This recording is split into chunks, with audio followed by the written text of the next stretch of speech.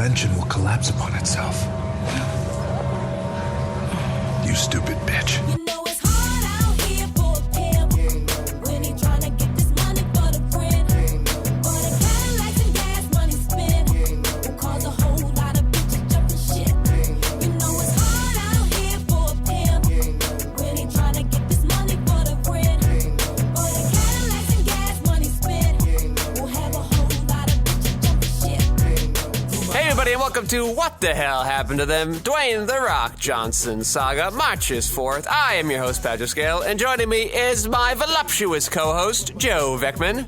I do have nice curves. Nice curves there, Joe. And of course, on the audio boards is Lev Van Rensselaer, keeping us sound so slippery smooth. Lev would be remiss if I didn't bring up our email address, whathappenedtothemcast@gmail.com. Please feel free to email all questions, comments, queries about the ridiculous takes we have, or any rock things we might be overlooking. And if you want to clue us in on some Sandler things happening that under the radar, we'd be happy to take a listen to that too.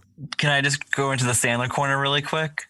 Yes, so let's take a brief moment to Sandler Watch. Sandler Watch. What you got, Joe? Okay, so apparently this week was the 25th anniversary of Happy Gilmore. Oh, did you see this, what Julia Bowen said about it? Oh, no. Tell me what she said. Well, they had an article where because of that anniversary, where she was like, yeah, I did the movie, but I thought no one would ever want to see this movie. She was very wrong. Yeah, well, she did admit to that. But, then they had photos of her from the movie. Doesn't look like Julia Bowen. I know. You really it's don't crazy. think that looks like her. I still don't. All right, what's your corner? So, what was it, like yesterday or the day before? Adam Sandler was on Twitter, and he brought out his golfing club, and he was on a green. And he's just like, all right, I haven't done this in almost 25 years. And he puts down the golf ball, and he's like, I don't want to embarrass myself. And then he swings, and he's like, oh, here we go. It looks good. And it had the little like golf ball sound like from the movie in the little Twitter video. And he's like, this one's at you, shooter.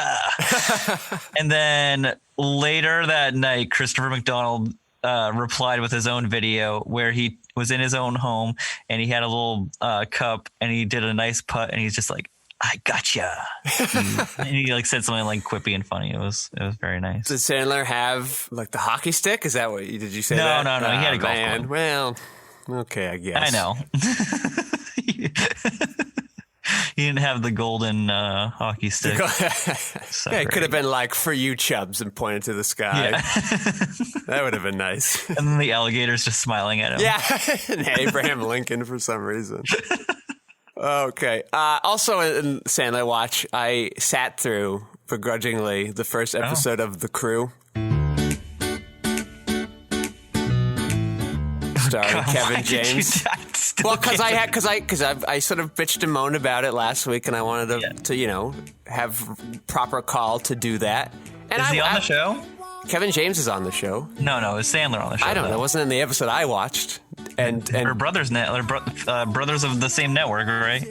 Yeah, I know. Well, that's why I think Adam Sandler was like, hey, help him out. And they might be like an Adam Sandler resuscitation episode like they did for Brooklyn Nine-Nine with Sandberg. But yeah, the episode, based on how they described the opening of it, it pretty much played out exactly what I thought would be. And then he's like running a pit crew, and the old boss is the owner of the car or whatever. He retires, and his like young, I don't know, MIT daughter or something like owns it, and everybody's afraid they're gonna get replaced. And then they learn that like she goes in to try to shake things up with like whatever sabermetrics for cars or something, but they're like, no, because our team's got heart, and then like blah blah blah. But it is so effing horrible. The show. That doesn't sound very good. So lazy. The green screening for them at the track looks awful. The sets look like they were made for $10 whole. And of course, nobody is acting very well in it, but it's not fully their fault. I just mostly blame Kevin. I think there are supposed to be jokes. This is my thought. It might be a drama, but I think I think there are supposed to be jokes, but they're having a hard time coming through. So I did see the Netflix preview because I rolled over it. Yeah. out of morbid curiosity. The thing I took away from it was, why is Kevin James bald? Yeah, I don't know why they went with the shaved head look for him. To make him look like Mussolini. I don't know. Yeah, actually, well, I don't know. I remember him. He got really, really fat in King of Queens. I remember when that was on. Because he looked like a package himself. Because he's a delivery guy, right? Like he'd gotten like really rotund, and like he'd gotten so fat during the run of that show, probably because he was like rich and famous now that he could eat whatever. The producers were like, "You could literally die if you do not change your habits, and we can't insure you because of how fat you are for death." So you've got to start losing weight, and then near the end it goes back down again. But he's never gotten that fat again, at least in things I've seen him in. So was it 8 or 9 seasons? Yeah, geez, I don't know. Maybe 8. Why does he need a Netflix show? He's rich. He does not need a fucking show.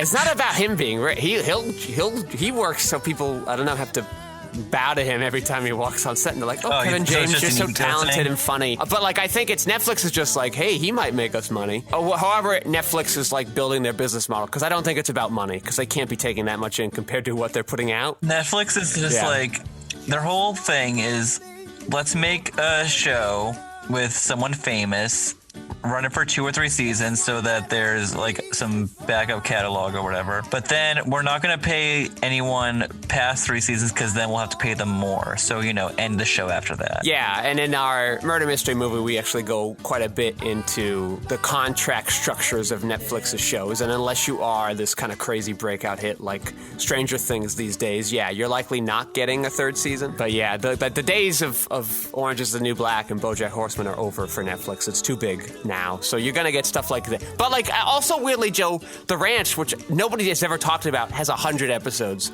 and like they were all made. The Charlie Sheen thing. Yeah, they were all made within like a year for some reason. I don't know why. But like Kevin James's show might follow the same model, because it also is sort of cheaply to produce, as I can tell by looking at the production value. But also it's the 3-camera kind of sitcom setup. So like you can actually belt those out really quickly. You're not taking 8 days to shoot those. You're shooting those really in one afternoon.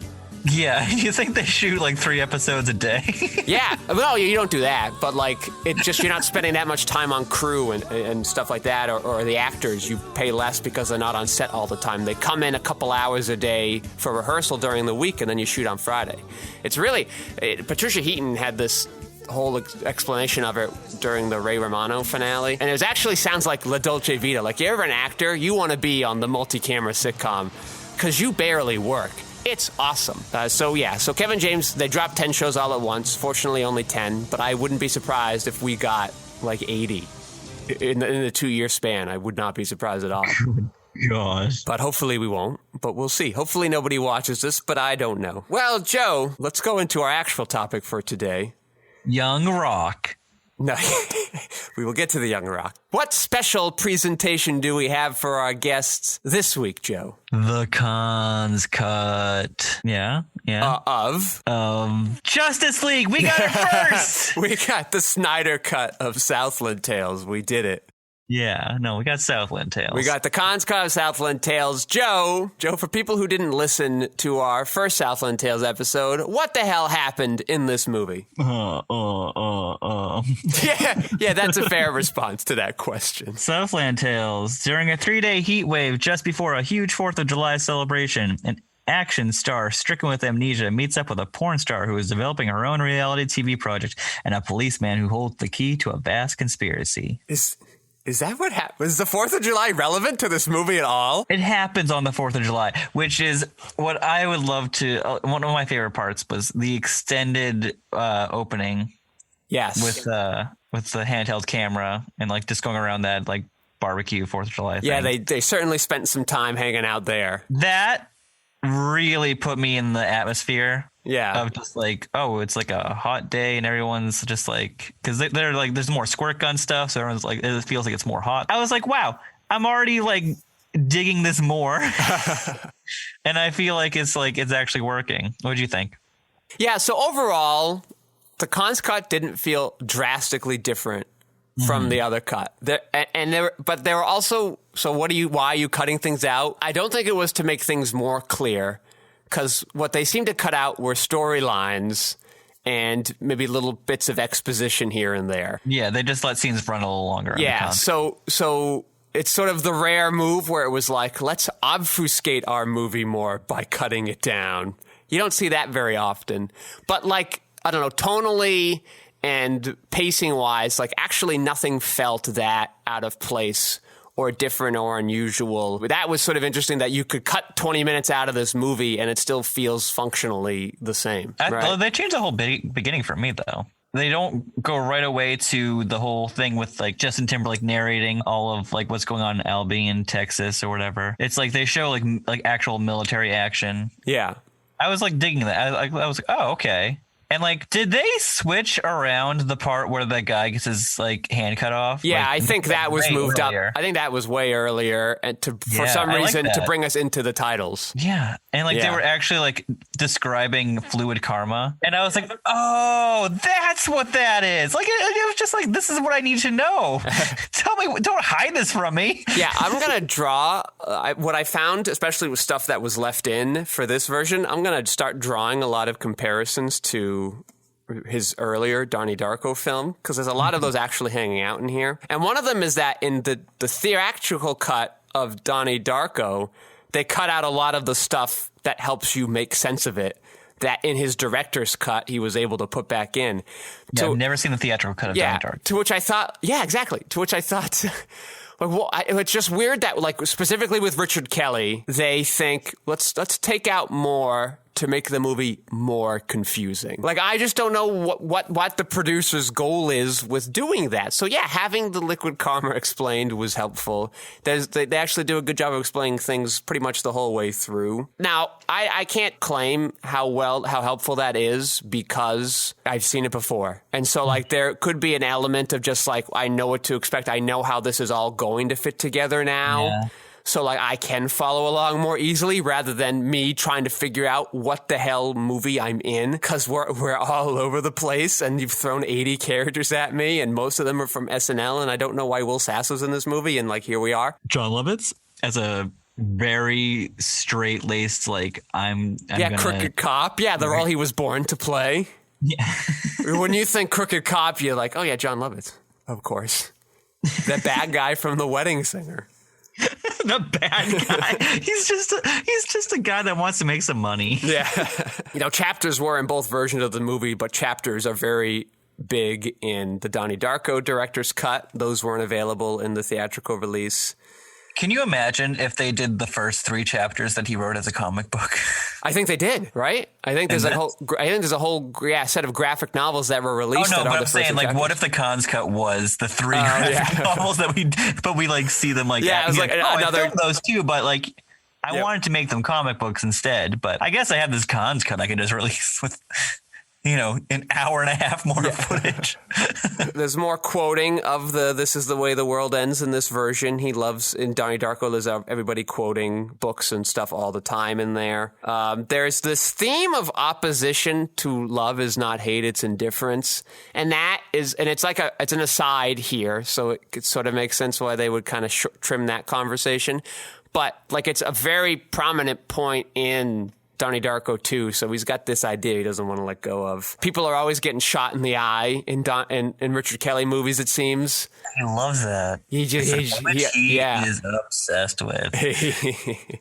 So it was sort of interesting that I guess he still hadn't worked through in Donnie Darko what he wanted to work through here, but this is obviously a less succinct movie, but that's what makes it kind of the wacky, kind of fun adventure that it is. Yeah, just like Donnie Darko kind of it takes place at the school. There's like 4 sets in Donnie Darko, I feel like. I mean, it was very quick. They had to shoot the whole thing in a month. The commentary in the Donnie Darko director's cut, actually, he goes really in depth in like what kind of budget they were working with and what things they had to concede to make that fit in the budget, and how they kind of worked around a lot of difficult production issues. So that was really helpful kind of coming up in high school to go through. But Donnie Darko, because it's a little more compact, and very focused in its narrative and its characters and their relations to each other, allows you to kind of hook in more emotionally. I'm not particularly emotionally moved in this one, but I'm sort of like numbed and like in this weird existential experience as I'm kind of going through the movie and I'm just letting it happen at me. And so in that regards, like, I don't know if I would start people off on the cut with more explanation. I think giving them the shorter version and letting them kind of be like, what? Is, I don't know, a more interesting kind of religious experience. Yeah, I mean, 2 hours and 40 minutes is a commitment to a movie that is, it might frustrate a lot of people. Yeah, interestingly, for a movie I've already seen and having already watched a 2 hour and 40-minute movie earlier in the day, I was surprised at how long it didn't feel. Like, never felt like, with extra footage that was deemed not necessary, it never felt kind of dragged down. I never felt like, all right, let's keep going, guys. We got stuff to do. I want to get to bed. I never felt like it was languishing, which I bet some critics probably did right after the cons happened. Though, like, this movie shouldn't have premiered at cons. This is not a cons movie. Oh, yeah, really? Like, I just could imagine the crowd. Like, I don't even know why they probably wouldn't even be that big of a fan of Donnie Darko, to be frank. Okay, so this movie should play at like not like TIFF, but maybe like Slam Dance or South by Southwest. South by Southwest. This is a perfect movie for that. Yeah, you play it there. You play it at Fantastic Fest. Like, you've got some options here. Cons. Are you kidding me? You doomed this movie to fail by doing that. Yeah. But that being said, I don't know. I would have a hard time turning down an invitation to the cons film if my movie that wasn't suited. I might be able to smarten up and be like, no, not a good release decision. But it would be really enticing to premiere there. Where did Joker premiere? I don't care. No, but like that won like a major award at a film festival that it premiered. Yeah, I know. It's that movie's so bullshit, and I had to hear and it was mostly older people too. Young people who weren't sort of really into film, and older people who were really into film, super into Joker. It's crazy. Because the movie's awful. Tarantino gave a really good argument for one scene in particular. Like how like it just is effective when he was talking with Edgar Wright on an Empire podcast. I mean, there might be moments, that it's fine. But as this, 2.5 hour opus that you were, I don't even know what you were trying to achieve. 2.5 hours. It's just 2 hours. Okay, well, guess what? It feels unlike Southland Tales, this movie feels fucking long, The Joker. As I sat there and like, when will I get to leave? It's not that bad. It was really, it's probably the longest review I have on Letterboxd because I was so mad at the end of that movie that it's just like a manifesto I wrote about everything wrong with that movie. I mean, I don't know if I enjoyed it, but I wouldn't consider it one of my favorite. Wow. Even in silence, your anger is real. I think the director took it too seriously. That's why people are taking it too seriously, Joe. Because the filmmakers coming in and be like, I'm going to save the world, you wretched pigs. Yeah, and he just kind of stole Scorsese's like King of Comedy Taxi Driver vibes. Yeah, he's just and I was just like, and then Scorsese was a producer on that. I think I've said this already before. He was a producer on the film, and then he was just like, bye. He left the film. You had a good intention, and you've gone in this interesting direction with it. I'm gonna peace. Thanks for stealing my shit. And let me tell you something. Yeah. I want to dive right into this for 2 minutes about the discourse about Scorsese coming down on streaming services for the shitty content, because they're not promoting art, they're just promoting their like factory content. He's just getting upset about the curation and everything like that. And then people were like, all you do is make mob movies, Marvel movies for life. And I'm like, oh, that picture you sent pretty much sums up the delusions that they have. It really irritates me, especially since in 1974 he made this movie called Alice Doesn't Live Here Anymore, which is a movie I had never seen until like maybe a week or two ago. Yeah. And that is the story about a woman, a mother, what's she in, like her 30s? Got like a 5 or 6 year old kid. Yeah, young mother. Her husband, I believe, dies kind of suddenly, and he was kind of a shitty husband who was verbally abusive. And when he dies, she kind of is like, okay, this is time to reinvent myself and let's get out of here. And it's just like a very sweet movie. I really loved it to pieces. I don't know. It's not a fucking mob movie, that's for sure. And he also did Hugo. Yeah, Hugo. Right. And Taxi Driver, not a mob movie. But if you're gonna go and like trivialize every minor influence of a genre in a superhero movie, but you're not gonna do that for any of his mob movies, then you're an insane person and you're just looking to set up the straw man argument. That's what you're doing. I mean, and his mob movies are such like populist, like huge hit. Like they have something for almost everyone in them. Yeah, that's and like Tanya does not like. Yeah, like mob movies at all. Like I don't like. She watched Sopranos. We just actually finished Sopranos. Mm-hmm. That's just not her vibe for movies. And I took her to see Goodfellas, and she's like, "Yeah, that was fun. I like that." Yeah, what the superhero fans don't understand is like he's technically in your camp. Like he's doing mostly the same stuff you're doing. He's got a little bit more personality into it because he doesn't have to obey, I don't know, the Marvel producer guy, whatever his name is. So it gets to be a little less factory oriented. But like you're all kind of in the same realm of like, let's have our fun little movie adventures. So I don't know why you would shit on his movie, but your movies are like the greatest thing ever made. That image you sent me, I could just reverse it and like overly analyze the genres of the Goodfellas and The Departed and just be like superhero movie.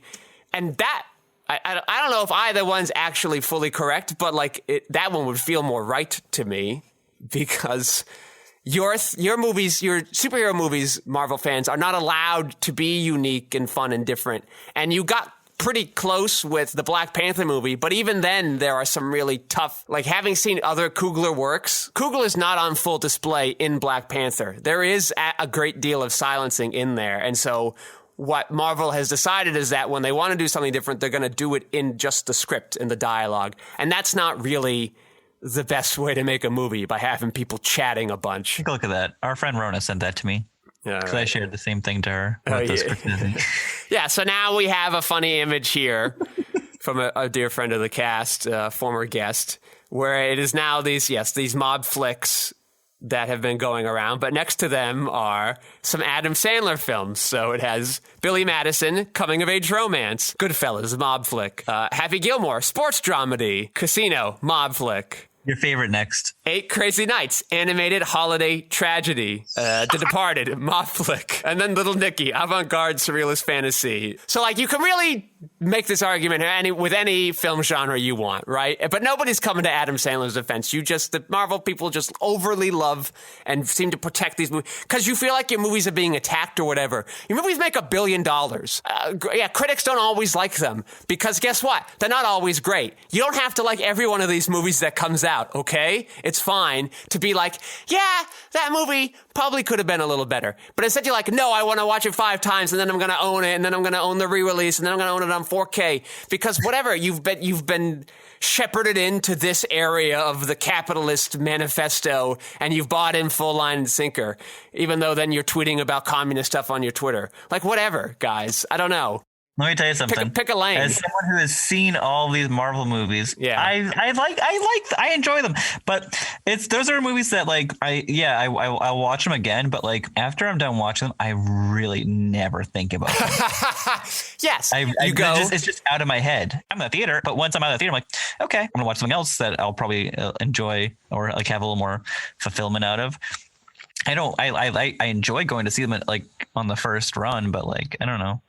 If I try to rewatch them, I'm like, I get a little bored. I'm on my phone most of the time. But when I was watching Alice Doesn't Live Here Anymore, I was like, holy shit.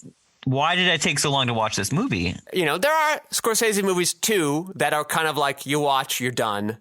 Like those are out there. Like Scorsese's not this perfect filmmaker either, but I don't know, your Marvel movies aren't the peak of cinema. And in fact, they're not even really cinema to me. They are big and explosive and great special effects, but all Marvel really has done is made a really expensive, long-running TV show with extremely long episodes. Like, that's really what you have here. And so what you're doing when you watch this movie is just checking the next episode out because you want to know where your soaps are headed. Yeah. So you have to kind of acknowledge that Marvel has given up on making movies and they really just want to make the TV show. And that's why these movies have to be sort of not stigmatized, but they have to be systemized into this one kind of lane so all the episodes fit together. Because if you're watching The Sopranos and one of your episodes is like screwball comedy, you're going to be like, what? That's bizarre and doesn't fit in with the rest of the show. So it's the same thing here.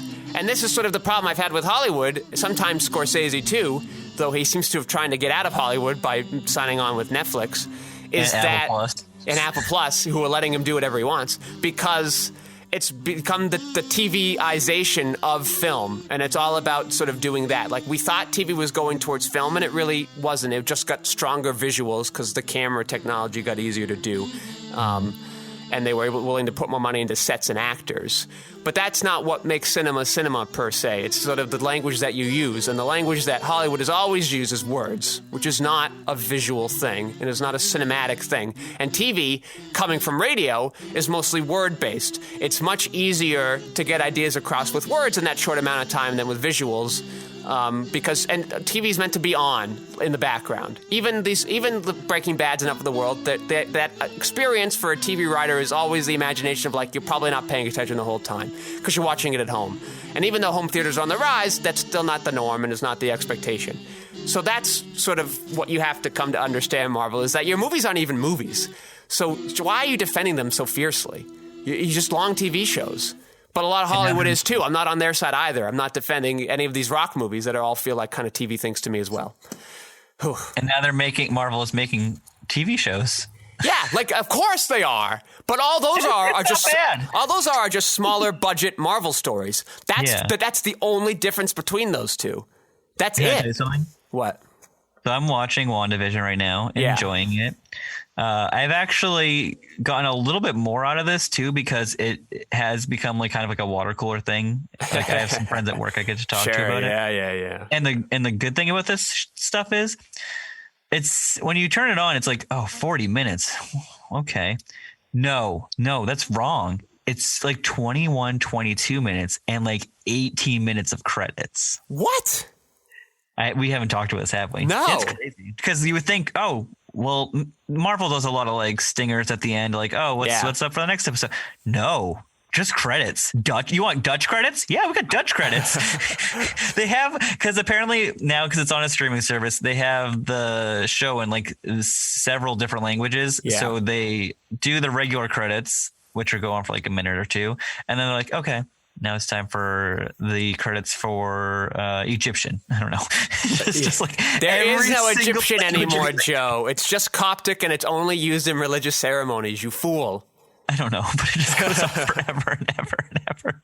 And I fast forward through, I'm like, am I going to be missing something if I don't watch the credits? Because I've just been so like programmed into like, you get to stay till after the credits. Classic Marvel move, yeah. Yeah, but I like the show. Very short, very, very enjoyable. Yeah, interestingly, Marvel might be able to do its most interesting content on TV because of how small the budgets are. Yeah. When will you guys realize this?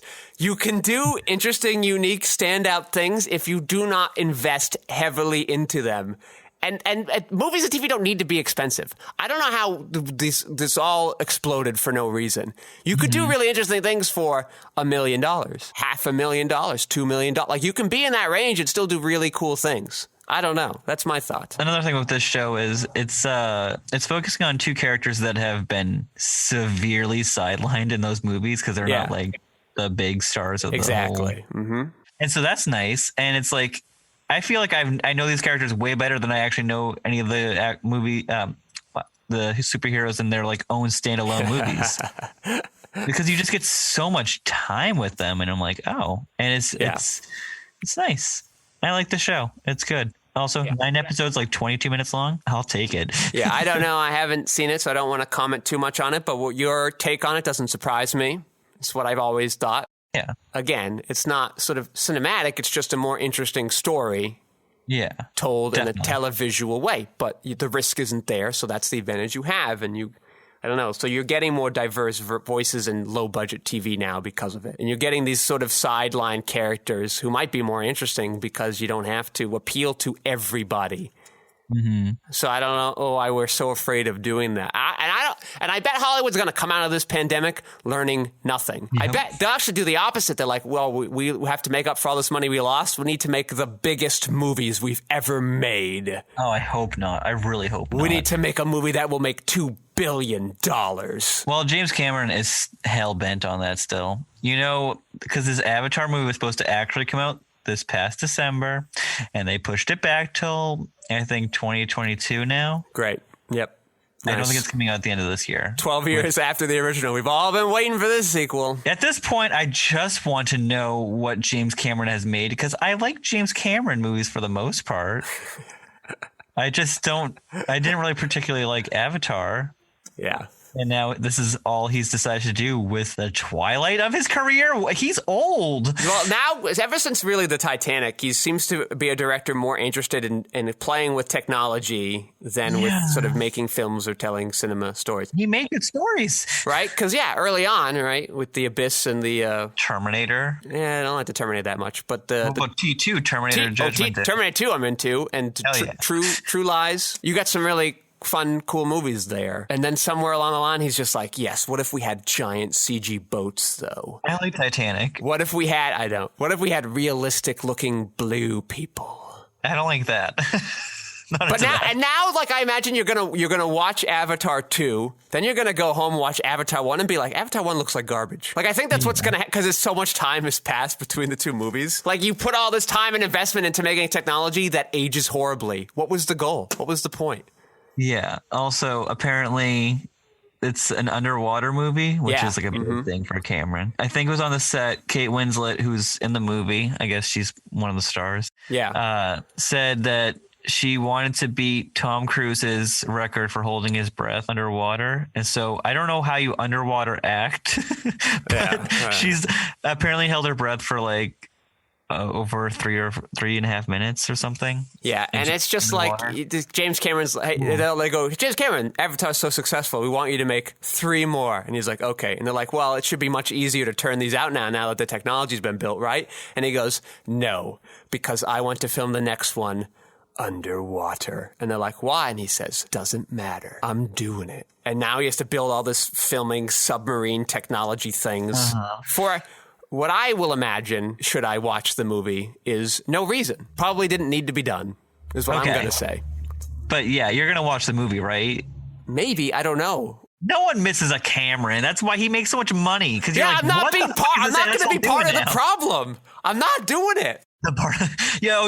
Okay, so the greatest thing, like, I mean, no, you don't want to root for failure, but like, the guy's already got like 3 other Avatar movies he's making. He's already started making the 3rd one, with the 2nd one not even Doesn't finished. matter. I can't be on this podcast talking about Hollywood being assholes and stupid shit all the time, and talking about we let them do this, we empower them with our dollars, and then give them my dollars. You don't deserve my dollars, James Cameron.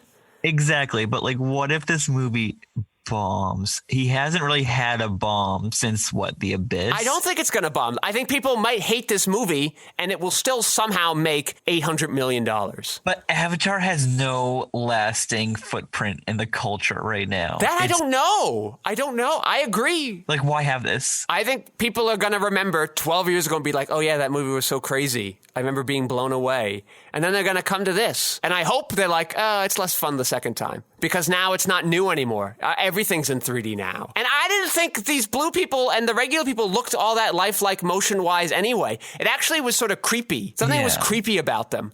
Like, it wasn't quite realistic, but it wasn't really bad, and it was in this sort of gray area where it looked just very unnatural. But it looked realistic enough, I guess. But whatever. Let me tell you something. We are so far from The Rock right now. You're right. So it looks like Janine Garofalo got entirely cut out of this movie in the theatrical cut. Do you remember her in the theatrical cut? But to be fair, I don't fully know what she's doing here anyway, so I don't miss her. Yes. Sarah Michelle Gellar's hair suddenly becomes black at the end of this movie. Why is that? Well, I wasn't on set. I don't know. Okay, that seems odd. Unanswerable questions, and I have I got nothing. There is perhaps a tongue-in-cheek moment where Senator Frost likes to quote Robert Frost. Yep, I remember that. Yep, miles to go before Rock. Yeah, we growing up in New England are all too familiar with Robert Frost. Very overrated poet. I like that as they're explaining the script to Sean William Scott at the very beginning of the movie, Will Sasso's in the room being like, this all sounds fucking nuts, you weirdos. He's sort of like us in that moment. Did you notice the more of the Moby music? You got more Moby. Yeah, it felt like some music choices were either added or changed in this version compared to theatrical cut. Yeah, he added a Moby song. After having watched this movie a second time, I don't know why wouldn't commit suicide. And I'm not even sure if pimp is like a code word for something. I don't know what the movie's going for. Don't commit suicide. Yeah. Very, very, not tongue in cheek. I'm very serious about this. Pimp's okay. I'm a pimp. And like, it seems to be really important that The Rock proved to everyone that he didn't kill himself. But it wasn't even himself. It was like a different himself from the past. Yeah, it was a second himself. Crazy balls that movie. Still fun. Not really much to add. I don't know. Support this movie is really like ever since we did this episode, just news about this movie has been coming out like nonstop. And I don't know if it's because I'm now paying attention to it or my weird phone has heard me talk about it. But, yeah, Southland Tales very much still kind of floating around in this cult circuits. Yeah, thank you, Arrow, for the release. Yeah, Arrow looks like they have a nice version of Texas Chainsaw Massacre I might check out. I got another Arrow release. I don't know, though. Have you ever seen Cruising with Al Pacino? No, the William Friedkin picture? Ooh, no, but I like William Friedkin. 1980. Yeah, it's his heyday. Yeah. Let me tell you something. I love Friedkin. Do you know what my favorite Friedkin is now? What? The French Connection. Oh, that's a very good choice. It's incredible. Yeah. I have become obsessed with it in the past month and a half. French Connection is a great movie. Yep, big fan. It's so tight. Yeah. Did you know that? Hour 40. No. I turned it on the other day because I'd watched it like at the end of last year and I was like, okay, well, I want to try to get all my Gene Hackmans in on my Letterboxd this year. That's my goal. I want to watch as many Hackmans as I can. And I love that movie already. So I'm like, all right, let's go dive in it again. And I was like, oh, it's 2 hours. I don't know if I'm gonna have time. I'm like, whoa, hour 40. I didn't remember that. So I love it. Well, yeah, the movie stopped short, which sort of makes it work, though. Like, that's the advantage. I know. Ending. But then they ruined it and made a French Connection too. Oh, yeah. And then I started watching that and I'm like, okay, Hackman, what are we doing here? Phoning it in. It is 2 hours. And I was like, oh, and I'm like, and his hair is a little like pressed down curly. And I'm like, that's only 4 years. What happened? He's just so disengaged. And I'm like, okay. Let us take a brief pause here to go into talking about the young Rock. Lev, cue the music.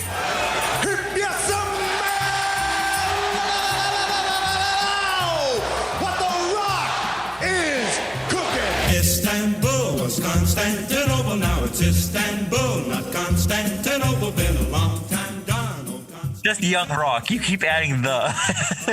So, yes, we got to watch The Young Rock here. Yeah, it's just a bit. This week it premiered on Tuesday. We were recording on a Thursday. Very quick turnaround time for us. Joe, I did not know anything about this show other than that it was going to be the young Rock being young. Yeah. I was not expecting this frame story device. I was not expecting The Rock running for president in 2032. Yeah, I didn't know that was coming. That was weird. And I did not know we were going to be sort of spanning timelines. Yeah. And coming in, especially after having watched The Crew on Monday, coming in and not expecting much, I was pleasantly surprised. Okay. I did not find this show to be horrible. I think I may even watch more. Oh, I wasn't expecting that. I don't know. Like I did watch a bit of the Young Sheldon, and like that's just sort of very linear. And it's like I don't know. He's like, I'm young, and now I'm learning a lesson. Yeah, they only cast one Young Sheldon. But The Rock is sort of like what I like about this idea is that like these sort of important lessons in our life. Like, I don't know, Hollywood has trained us to be like one pivotal moment has changed. But what this episode's showing is that like you have to kind of learn and apply and relearn these lessons as you go up in your life. And I like that it did it. I wish they could like jump back and forth between the timelines. They seem a little like we're going to be young and then we're going to be middle and then we're going to be old. And like that, we might be stuck. That would be okay, I guess. But I think you could have fun if you jumped around. But I don't know. I guess it was more thought given by the writers to this premise than I was expecting to get. Yeah. one of the writers, I don't want to say head writer, but I know he's one of the writers, Brian Gerwertz, who worked with The Rock when he was a wrestling superstar. Yeah. And now he's like one of like The Rock's like guys who like helps him like punch up his movies probably. He just brings him on the road. He's like, oh yeah, you can come with me now. I want you. You're a good writer. And so he brought him along. Yeah. So, and he also knows like the history of like Rock's family because they've been friends for a while now. As someone who already knew a lot of like, I mean, there was like bits I didn't know about, like with the guy in the back of the car. That was funny when he was driving. So like what was that guy's name? I just watched it. Waffle. Yeah, he's got a like. Well, before I go into the lines, the head writer of this show, the showrunner, who also weirdly directed this episode. That's very rare. I don't want to pronounce her name because I'm going to butcher it. But she sort of got my attention a decade ago when she did Don't Trust the Bee in Apartment 23. Oh yeah. And then later on, she did Fresh Off the Boat, which is another. And both Randall of these Park. yeah, exactly. And both of these shows I enjoy. Yeah, so Randall Park appears here. Randall Park, a delight in this show. And he's great. It kind of makes these interview segments work, what he brings to it. Yeah, definitely. So I like that. But like what she's great at doing, the showrunner whose last name is Khan, her first name I'm embarrassed to try to pronounce. She kind of slips in like these little weird asides. And Don't Trust the Bee, one of the characters goes on this long rant and like offhandedly mentions Lunchables. And then James Van Der Beek's character, who is James Van Der Beek, like he plays himself in that show. He goes, my grandmother invented Lunchables, but she never got the patent secured. She trusted the wrong people. And then like they just go back to like the actual conflict. So in this one, it's like, what are you doing in this car? And they're like, what are you doing in this car? And they're like, well, we bought it from Billy. And he goes, oh yeah, Billy's always selling stuff waffles in. This random, ridiculous, absurd, it's like almost like Adam Sandler-esque, just sort of the off nature of it. Or like when he's wearing the jacket in the cafeteria and everybody's looking silently and somebody just whispers off camera, he's a cop like Johnny Depp. These nice little moments I was sort of into and kind of kept me in the show, in these awkward long pauses between Randall Park and The Rock, when The Rock's like, yeah, I love my mother, and Randall Park's like, yeah, I haven't talked to my mother in 20 years, maybe I should. And he's like, oh, really? That's weird that you would say that. And like, it's just like these, I don't know, it sort of worked. For all the times my cynical brain was like, I don't know how accurate this is or how glossed up The Rock has made this so that he's infinitely more likable. But like, if I go in not expecting to get the actual Rock story, I'm kind of okay. But you, Joe, like the show has this opening scene where like all these, I presume, famous 80s wrestlers are there. How did you like, I guess, about seeing them on screen and how they were represented? That was all right. It was really hard to, they're very famous and very famous looking. Yeah. And so I was trying to like stop my brain from saying, that's not what they look like. When you see the guy that plays Andre the Giant, I'm like, okay, well, Andre's a lot wider. Yeah, like he's a big dude. It's probably tough though to find actors that look enough like them, but also are good actors. I need to forgive that. Yeah, I know that's my thing that I'm bringing. You're to too much of a purist. Yeah. No, not really. I'll give it. We'll watch another episode. We'll talk about another episode. We'll see what the second one is. I think that's a pilot. I love when you name a pilot though. That's a good sign. Yeah, but like that's sort of, and it's great for me because I'm like, okay, like again, it gave me the idea of like, oh, we're leaving his childhood behind already. But now you're like, okay, but we're gonna follow this theme of the gimmick and like how The Rock learns a lesson over his life, which I find more believable than young Sheldon learning a lesson in like a day. Yeah, like I think that I don't know. I guess maybe it's just because I came in with such low expectations, it was easy to be kind of wowed. Yeah, no, critics actually like this too. No, like it's not bad. It's not a bad show. It's not great, but like it's watchable. I would watch it. Let me ask you something. Yeah. Is the worst part seeing The Rock? Yeah. The Rock not putting in all that much effort in his interview scenes. No, but I like that he gets some turtleneck again. Yeah, I like that he gets digs on Kevin Hart and Ludacris. Yeah. Oh yeah. Yeah, he's like, it's like when I threw Ludacris off a bridge in Jumanji 5. That's sort of amusing. Oh, like there's somebody's holding up a sign on the campaign trail that's like, you should sing in more of your movies. If we're going off that Ludacris gets thrown off a bridge in Jumanji 5, yeah, we already had Jumanji 1 with Robin Williams because that's canon. It is 2 and 3. I believe so. I don't know. I haven't seen these new Jumanji movies. I don't know. Well, I think they referenced the. I don't know. I don't know, Joe. Well, you will soon. I will very, soon. very soon.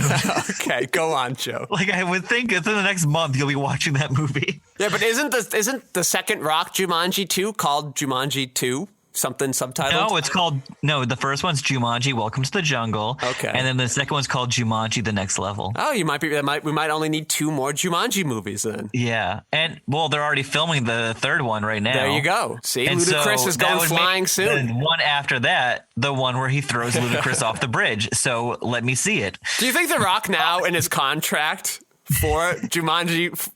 his Jumanji 4 would be like, all right, but I've got to throw Ludacris off a bridge or I'm not doing it. That's fit that in the movie somehow. And they're on their Fast Furious movies, so you know. Yeah. The problem with the conceit is like if this show goes on for 5 years, we have to like with How I Met Your Mother. Are we like we're just going to believe that this interview goes on for hours and hours and hours? No, I hope not. Yeah. I hope they like at the end of the season are like, all right, and can we get you for an interview tomorrow? Something like that. Yeah, I don't know. I will be interested to see The Rock in these different phases of his life. Actually, the problem with the pilot is that like the opening. The opening segment is actually sort of the weakest. Yeah. There are the least amount of jokes in there that work, or maybe it's just least amount of jokes overall. There's an over-reliance on, like, setting us up and explaining the wrestling family. Like, look at all these wrestlers. Yeah, wrestling's not fake, blah, blah, blah. But, like, yeah, I don't know. You get into the other... I think now that it's kind of got its sea legs, I don't know, I expect a little more from the next couple episodes in these... So I think it's just hard to kind of get into, but if you're... Pilots are always... Yeah, impossible. If you let yourself kind of relax into it, it's not so bad. I think, I don't know. Again, my low expectations help, but I think appreciating that showrunner, I sort of was expecting to get these kind of quirky bits, but it took a while to get to them. But when they're there, it's like sweet. Let me just also say, so yeah, I had a hard time with just like seeing the other like famous 80s wrestlers at first. The casting for the younger Rocks. Yeah. Pitch perfect. They nailed it. It's so good. Especially like the 15-year-old Rock. Yeah. Holy crap, with a little mustache. Yeah. Like I've seen pictures of him and like it's so good. Yeah, I like 15-year-old Rock. Yeah, I like him more than real regular age Rock. Well, like I'm just like this guy. I can get behind him. He's not Mr. Perfect. He's just like stealing shoes and shit, trying to be cool. Did you know there's a wrestler named Mr. Perfect? No, I did not. Obviously, I did not.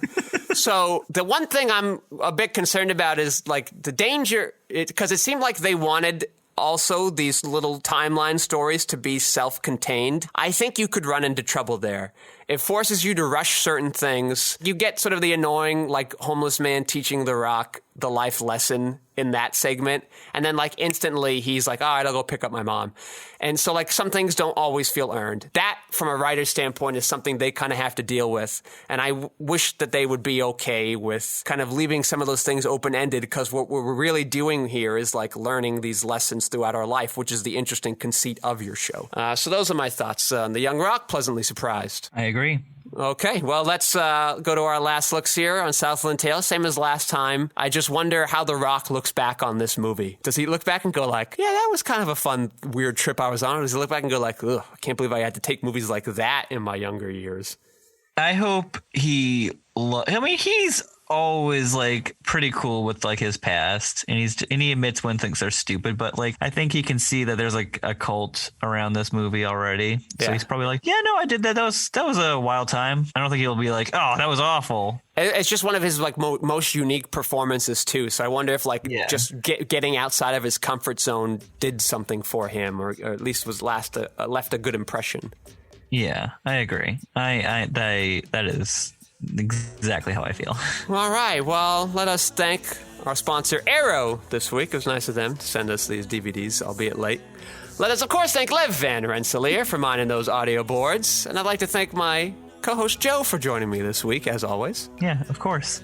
I am your host, Patrick Scale. You can find my features, documentaries, short films, video essays, behind-the-scenes footage, animations, and so much more at QuixoticUnited.com and social media, presumably with a similar sounding name. Thank you all for listening. Joe, say goodnight. Good night.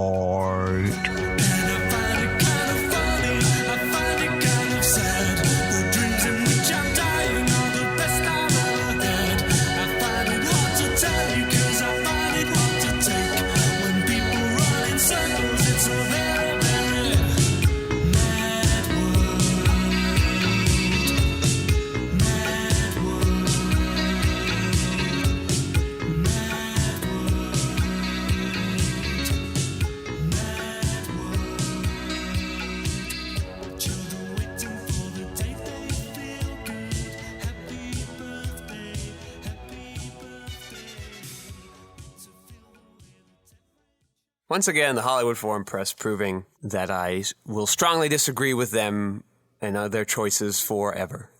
99 out of 100 times. Remember when The Martian was the best comedy? How could we forget? Right? It was only 5 years ago. It's just all nonsense that they do over there. I say as a proud member of the Hollywood Foreign I know. It's just like for legal reasons. Very proud to be part of the group this year. I know you don't like comedies. No. So I'm not going to suggest that you definitely should watch Barb and Star Go to Vista Del Mar. I've never even heard of this movie. Well, that's because it was supposed to come out in theaters last year, and then it just got a surprise Valentine's Day weekend release on VOD. Where would I even go for VOD? Prime, that's where I go. Okay, that makes sense. Didn't it used to be its own thing? Like you click a thing on your TV and it would take you to the VOD land. Yeah, that's when you had cable, though. Yeah, I don't have cable. I've been Cable's too cableless for expensive. many times. What I found was that I just didn't want most of cable. And as a person who grew up on TV religiously, I'll say, I was sort of, when I moved out, 2008, I don't know, I was like, no, I'm going to have no cable in my life. What will I do? How will I spend my days? And it turned out it was fine. I didn't need it. I was okay. Yeah, you figured it out, especially with all the streaming stuff that eventually came later on. Well, yeah, but we didn't have those right away. So that there were some shows where it was tough, especially since like 8 months later, the government took away my rabbit ears TV. Like you couldn't do that anymore. And they're like, well, here's a coupon for a converter box. But that converter box never worked. Twice, I've tried 2 different converter boxes over a 2-year period. None of them ever worked very reliably for very long. Me and the roommates used to do the double dose of Wheel of Fortune and Jeopardy. Couldn't do that anymore. Couldn't keep up with the Better Off Ted. So good. Things like that. But then, eventually around that time, before there was Hulu, or Hulu was doing it, what they did very well, like all the websites were putting out their own shows on their own websites. But I didn't have a computer yet, so I had to borrow somebody else's computer to be like, can I watch Lost? And they'd be like, fine, I'll be back in an hour. Yeah, I don't think I got proper streaming until like 2015, like the end of 2015. Yeah, sometime during Community's run, Hulu started to get pretty much everything but CBS's shows the day after, so you could do that reasonably fine, but... Yeah, then CBS didn't, but then I had to get CBS Plus anyway for The Good Fight. So yeah, so speaking of all this stuff, this will be a nice segue. How did you end up watching Young Rock? I watched it on your thing on Hulu. It's on Hulu. Yeah, the day after it goes on Hulu. I watched it yesterday. Okay, well, I searched on my Roku to I just typed in Young Rock, and the first thing that came up was Telemundo HD, and I'm like, I don't want to watch this in Spanish. I want to understand it. Maybe they would come with subtitles. Yeah, maybe.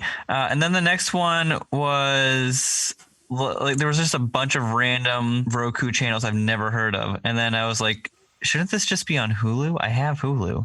Yeah. And you'd think that the ones I already have programmed into my Roku should come up first, but they don't. Another problem with Roku. And then the last, there's 7 choices, and then I just didn't want to scroll anymore. So I was like, all right, I know I have Peacock signed in right now, but for the free version.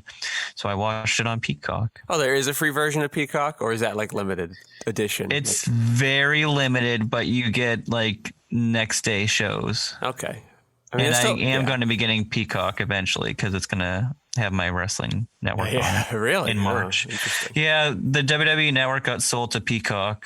So instead of paying $10 for just the wrestling network, I'll be paying $10 for having all the NBC content. Plus so Vince McMahon is just selling off all of his stuff to people? Is that what's happening? Yeah, people are there's a really heavy rumors that he actually might be selling WWE, which is fucking crazy because that's been in his family for generations. His dad ran it in the 50s and 60s and 70s. Yes, I remember that from that documentary we watched to begin this trial run. Wouldn't it be weird when it's owned by some international conglomerate?